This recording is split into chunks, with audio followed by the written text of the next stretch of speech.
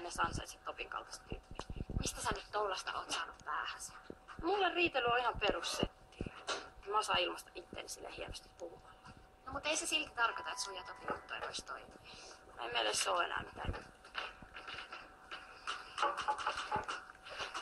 Ai moi. Nyt mä puhun ja saat hiljaa. Sä siis haluat Irin kaltaisen miehen, joka tarjoaa sulle vastusta. Eli idiootti, joka tykkää riidellä turhasta. Mä menen täältä. Ja varmaan lähde. Miten sä voisit olla onnellinen tollasen tyypin kanssa? Mä en ikinä kohtelisi sua huonosti. Mä kunnioitan sua liikaa, tajut sä? Mikä helvetti Messias sä luulet olevas? Jos sä luulet, että musta ei vastusta, niin sä et tunne mua yhtään. Ja sun on turha kuvitella, että meidän juttu on ohi. Mennään.